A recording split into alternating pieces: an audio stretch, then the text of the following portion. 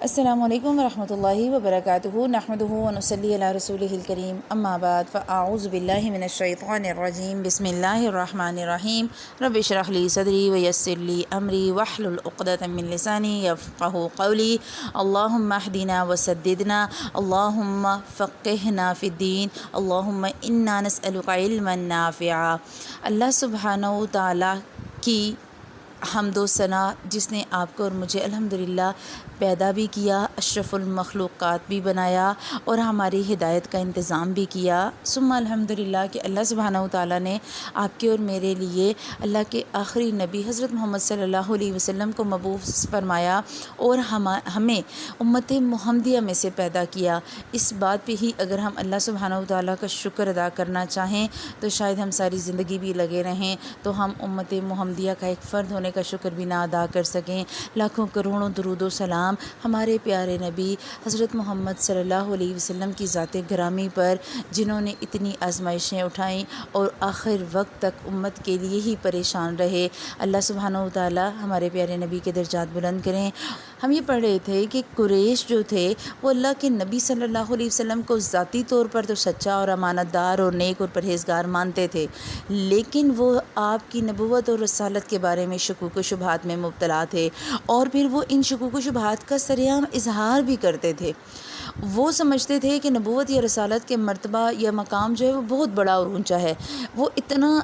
کم نہیں ہے کہ وہ کسی انسان کو دے دیا جائے، اور ان کا یہ عقیدہ تھا کہ کوئی انسان تو رسول ہو ہی نہیں سکتا، اور نہ ہی رسول انسان ہو سکتا ہے۔ تو اللہ کے نبی صلی اللہ علیہ وسلم نے جب نبوت کا اعلان کیا، رسالت کی دعوت دی، تو اس پر ایمان لانے کی دعوت سن کر مشرکین بڑے حیران ہوئے، اور انہوں نے اعتراض اٹھایا کہ کیسے ہو سکتا ہے کہ ایک انسان رسول ہو، ما لہٰذا رسول یأکل الطعام، کہ یہ کیسا رسول ہے کہ یہ کھانا کھاتا ہے، وہ یمشی فی الاسواق، اور یہ بازاروں میں چلتا پھرتا ہے، یعنی ایسا کیسے ہو سکتا ہے کہ جو کھائے پیے اور بازاروں میں چلے تو وہ رسول ہو اللہ کا۔ تو اللہ سبحانہ و تعالیٰ کہتے ہیں کہ یہ کیوں حیران ہے کہ ان کے پاس انہی میں سے ایک ڈرانے والا آیا۔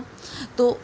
مشرکین پھر اعتراض کرتے تھے کہ ما انزل اللہ علی بشر من شیء، اللہ نے تو کسی بشر پر کوئی چیز نہیں اتاری۔ تو اللہ نے جواب دیا کیوں نہیں اتاری، قل من انزل الکتاب الذی جاء بہ موسیٰ نورا وہدی للناس، کہہ دیجئے کہ وہ کتاب کس نے اتاری جسے موسیٰ علیہ السلام لے کر آئے اور جو لوگوں کے لیے ہدایت اور روشنی تھی۔ یعنی کہ اگر اس سے پہلے کبھی انسانوں کو رسول نہ بنایا گیا ہوتا تو تم حیران ہوتے، اس سے پہلے موسیٰ علیہ السلام بھی تو لے کر ہی آئے تھے کتاب، اور انہیں بھی تو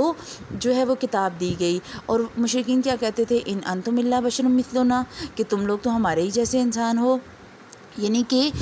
کیسے ہو سکتا ہے کہ ہمارے جیسے ایک انسان ہمارے محلے ہمارے ایریے سے اٹھ کر اور وہ ہمیں کہے کہ ہم رسول ہیں۔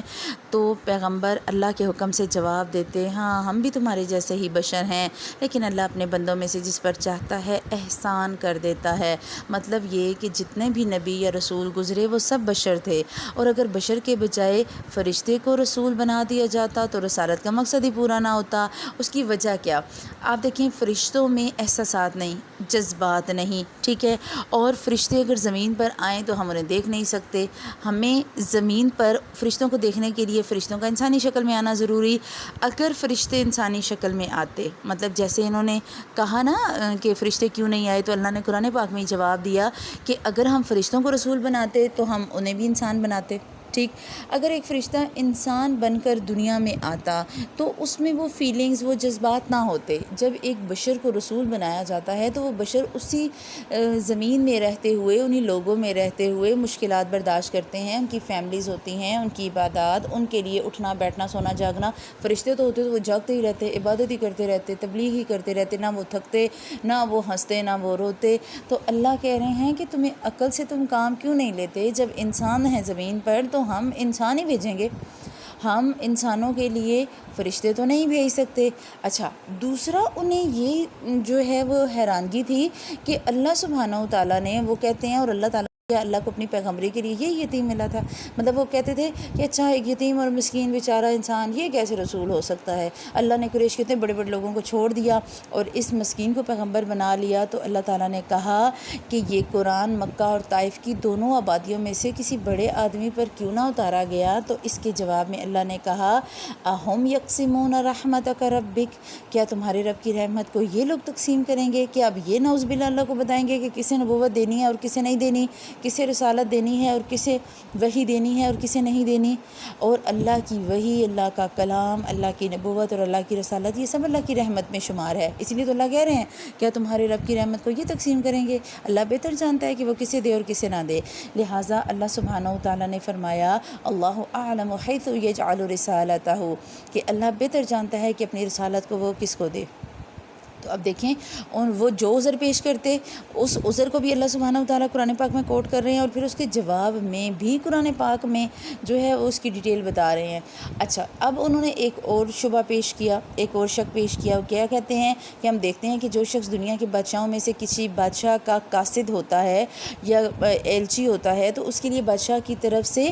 بہت زیادہ لوازمات دیے جاتے ہیں، اسے مال و دولت دیا جاتا ہے، اسے جو ہے وہ جاگیر اور جائیداد دی جاتی ہے اور جاہ و جلال کے تمام وسائل فراہم کیے جاتے ہیں۔ جب وہ چلتا ہے تو اس کے ارد گرد بڑے بڑے محافظ اور پاسبان اور معزز لوگ ہوتے ہیں۔ پھر یہ کیا بات ہے کہ محمد اللہ کا ایلچی ہوتے ہوئے لقمہ زندگی کے لیے بازاروں میں دھکے کھاتا پھرتا ہے؟ یعنی کہ اللہ کے نبی صلی اللہ علیہ وسلم کو وہ آسائشیں اور سہولیات کیوں نہ دی گئیں؟ ٹھیک ہے، انہیں یہ اعتراض تھا۔ اور اس بارے میں ایک حدیث آتی ہے کہ اللہ کے نبی صلی اللہ علیہ وسلم کے پاس ایک بار جبرائیل امین تشریف فرما تھے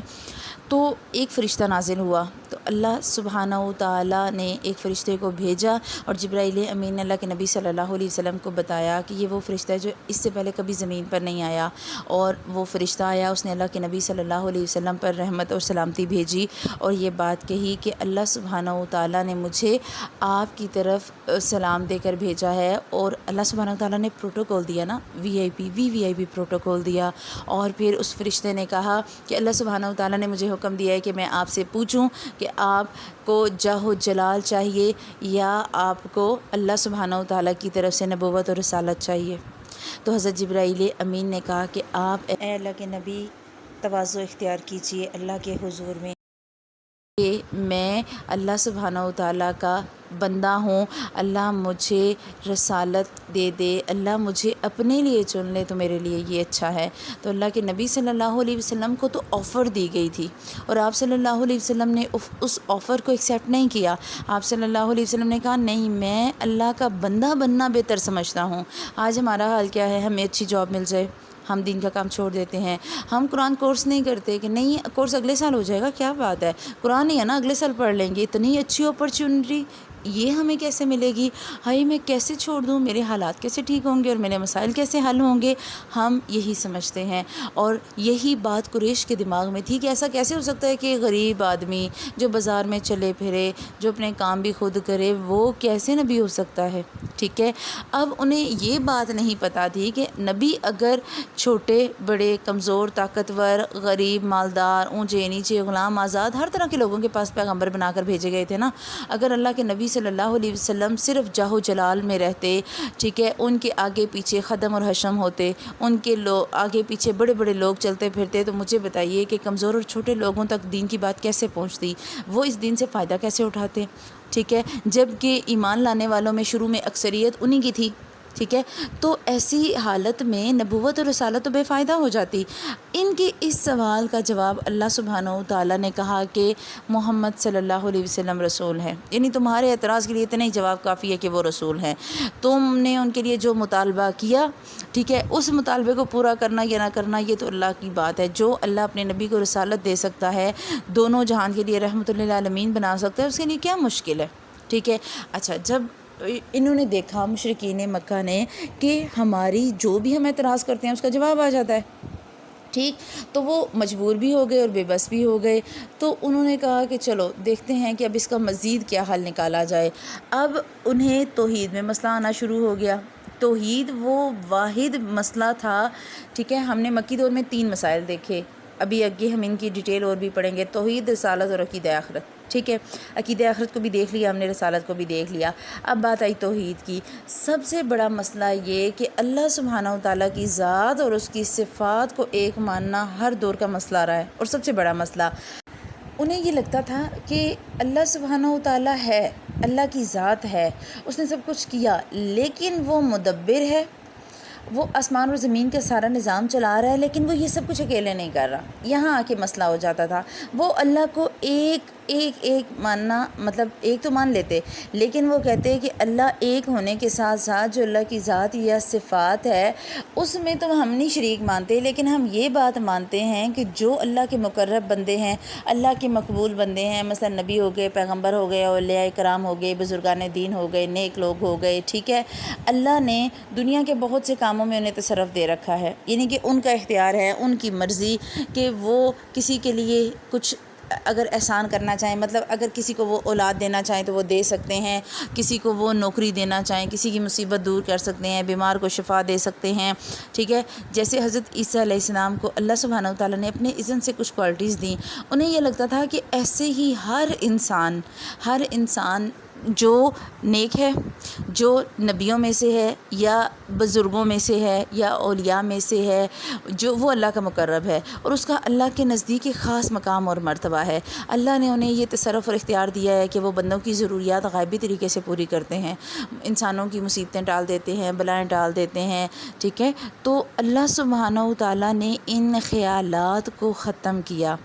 ٹھیک ہے، ان کے یہ جو خیالات تھے نا، فاسد خیالات، جن میں وہ کہتے تھے کہ انبیاء کرام یا اولیاء کرام یا بزرگان دین یا نیک لوگ اپنے اور اللہ کے درمیان وسیلہ ہیں، انہوں نے ایسے قرب کے ذریعے ایجاد کر لیے تھے کہ وہ انہی ہستیوں سے مانگتے اور ان ہستیوں سے فریاد کرتے ہوئے کیا کہتے ہیں، ہماری ضرورتیں پوری کر دو، ہماری مصیبتیں ٹال دو، ہمارا خطرات دور کر دو. انہیں ہم جو بھی کہیں گے یہ ہماری مدد بھی کریں گے اور سارا کچھ کریں گے. اور یہ تو بہت بڑی بات، ہمارے ہاں تو جو شرک کا معیار ہے وہ بہت ہی بڑھ گیا ہے. ہم تو جا کے قبر پہ رو کے دعائیں کرتے ہیں، اور ہمیں اپنی جائے نمازوں میں اور ہمیں اپنے گھروں میں نمازوں میں اور قرآن میں اور رمضان میں ہمارے آنسو نہیں گرتے. ہم پورا قرآن رمضان میں مکمل کر لیتے ہیں اور آنکھ نم نہیں ہوتی، لیکن ہم کسی قبر پہ جا کے بیٹھتے ہیں تو آنکھوں سے آنسو ہی آ رہے ہوتے ہیں، اور ہم کہہ رہے ہوتے ہیں بابا جی تسی دے دیو، بابا جی تسی گل پہنچا دیو.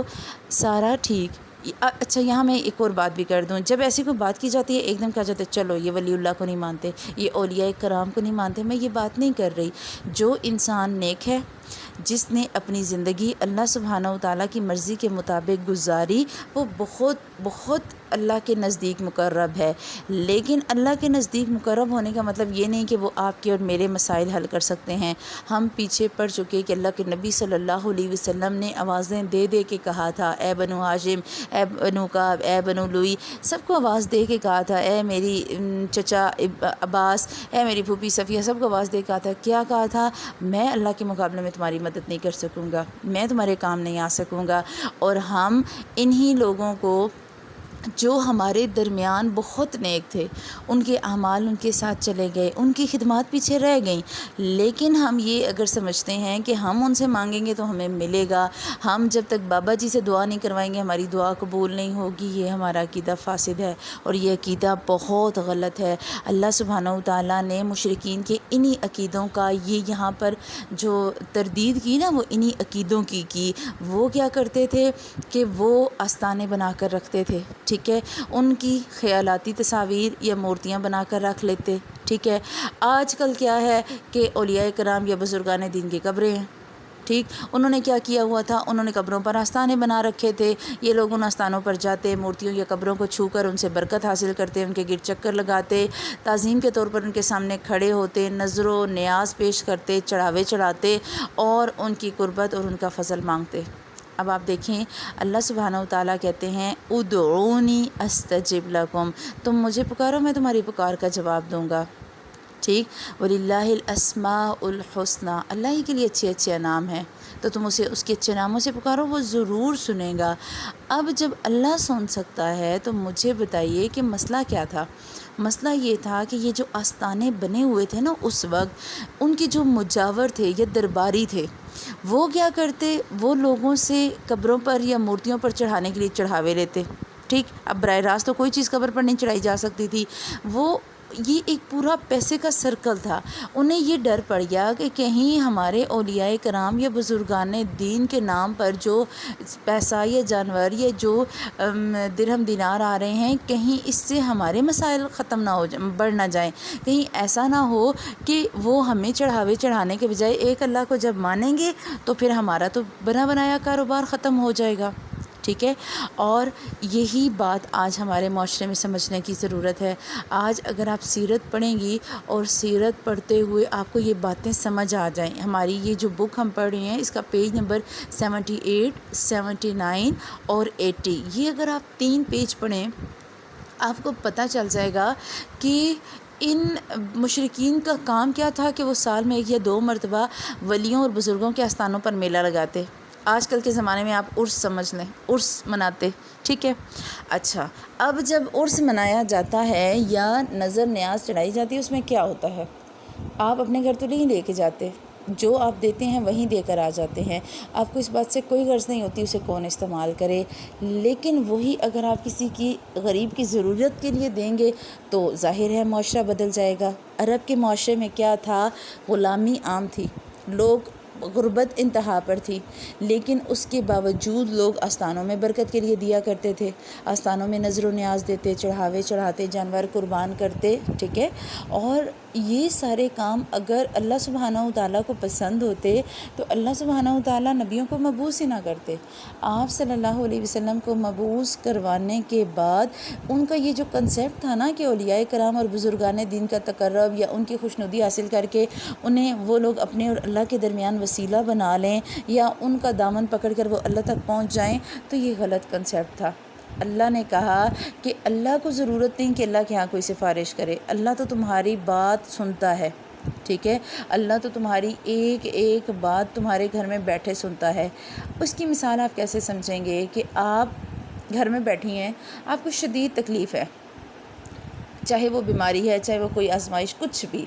ہمیں بعض دفعہ اتنی شدید تکلیف ہوتی ہے کہ ہم اس تکلیف میں رو پڑتے ہیں، اور روتے ہوئے ہماری آنکھیں آنسو جاری کر رہی ہوتی ہیں، لیکن ہماری زبان سے کوئی بات نہیں نکل رہی ہوتی، دل میں بول رہے ہوتے ہیں،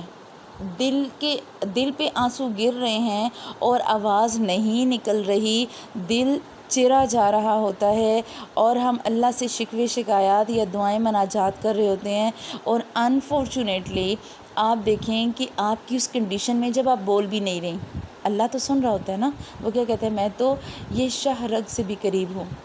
حبل الورید، یہ جو ہماری شاہ رگ ہے نا، اللہ تو اس سے بھی قریب، اللہ سن لیتا ہے، اور ایسی دعا جو منہ سے بھی نہیں بولی جاتی، اللہ سبحانہ و تعالیٰ اس دعا کو بھی قبول کر لیتے ہیں۔ پھر کیسے ہو سکتا ہے کہ اللہ سبحانہ و تعالیٰ آپ کو اور مجھے پابند کریں کہ جب تک ہم کسی قبر پہ نہیں جائیں گے یا کسی بزرگ کے پاس نہیں جائیں گے تو تب تک ہماری دعا قبول نہیں ہوگی؟ یہ سارے قریش کے عقیدے تھے، وہ فاسد اور باطل عقیدے تھے جن کا رد اللہ نے قرآن میں کیا۔ آپ آگے جا کے قرآن پاک میں پڑھیں گی انشاءاللہ تعالیٰ کہ جہاں پر قصہ آتا ہے کہ اللہ کے نبی صلی اللہ علیہ وسلم سے حضرت خولہ نے شکایت کی، ٹھیک ہے، اور جب شکایت کی تو حضرت ام عائشہ کہتی ہیں کہ مجھے آواز نہیں آئی، لیکن اللہ نے قرآن اتار دیا کہ اللہ نے کہا کہ میں نے ان کی سرگوشی سن لی۔ تو اللہ سبحانہ و تعالیٰ تو ہماری سرگوشی تو بہت دور، میں کہتی ہوں اللہ ہماری چپ کی زبان بھی سنتا ہے۔ اللہ کہتا ہے میں آنکھوں کے اشارے بھی لکھ رہا ہوں، یہ جو تم لوگ آنکھوں سے ایک دوسرے کو اشارہ کرتے ہو نا، میں تو یہ بھی نوٹ کر رہا ہوں۔ تو کیسے ممکن کہ اللہ سبحانہ و تعالیٰ آپ کی اور میری بات نہ سنے؟ آپ کو اور مجھے، آپ صلی اللہ علیہ وسلم کا دنیا میں آنے کا جو مقصد اور مشرکین مکہ کو اس وقت جس جہالت سے نکالنا مقصود تھا، اس میں سب سے بڑی چیز یہ تھی کہ اللہ کی ذات اور صفات میں شریک نہ کیا جائے، اللہ کو ایک مانا جائے، لیکن یہ نہ کہا جائے اللہ تک پہنچنے کے لیے سیڑھیوں کی ضرورت ہے، نہیں۔ اللہ سبحانہ و تعالیٰ نے قرآن پاک میں کہا کہ یہ جب بندے آپ سے میرے بارے میں پوچھیں، وَإِذَا سَأَلَكَ عِبَادِي، جب آپ سے میرے بندے میرے بارے میں پوچھیں، فَإِنِّي قریب، تو بے شک میں تو قریب ہوں، میں تو پاس ہوں اس بندے کے، میں تو اس بندے کی اتنے قریب ہوں کہ وہ مجھے پکارے گا تو میں اس کی پکار سن لوں گا۔ اجیب دعوت الداعی اذا دعان، میں قبول کرتا ہوں پکارنے والے کی پکار کا جب وہ مجھے پکارتا ہے۔ تو اللہ سبحانہ و تعالیٰ ہمیں یہ رسالت پڑھتے ہوئے، ہمیں اللہ کے نبی صلی اللہ علیہ وسلم کی سیرت پڑھتے ہوئے ان ساری باتوں کو سمجھنے اور ہضم کرنے والا بنائے کہ ہم یہ سمجھ سکیں کہ بغیر فرقہ واریت کے، بغیر اختلاف کے، بغیر کسی سوچ کے جو قرآن ہمیں اسلوب دیتا ہے وہ کیا ہے، یا قرآن کی دعوت کیا ہے؟ قرآن کی دعوت سب سے بڑی ہے توحید باللہ، اللہ کی ذات اور صفات میں کسی کو نہ لائیں، چاہے کوئی انسان ہے، چاہے کوئی بزرگ ہے، چاہے کوئی ولی ہے، چاہے کوئی نبی ہے، نہیں، سب کی اپنی اپنی جگہ ہے۔ آپ دیکھیں، جیسے آپ کی اولاد ہے، اب میں آپ کو مثال سے سمجھاتی ہوں، ہم ایک گھر میں رہتے ہیں، شوہر کا مقام اور ہے، بھائی کا اور ہے، باپ کا اور ہے، اولاد کا اور ہے۔ کبھی ایسا نہیں ہو سکتا کہ ہم اپنے والد کے مقام کو اپنے بیٹے یا شوہر کے مقابلے پہ لے آئیں، یا کبھی ایسا نہیں ہو سکتا کہ ہم اپنے بیٹے کے مقام کو اپنے شوہر کے مقام پہ لے جائیں، نہیں۔ اللہ سبحانہ و تعالیٰ نے ہر رشتے کے لیے دل میں محبت رکھی ہوتی ہے، رشتوں کے لیول ہوتے ہیں، انبیاء کرام، صحابہ کرام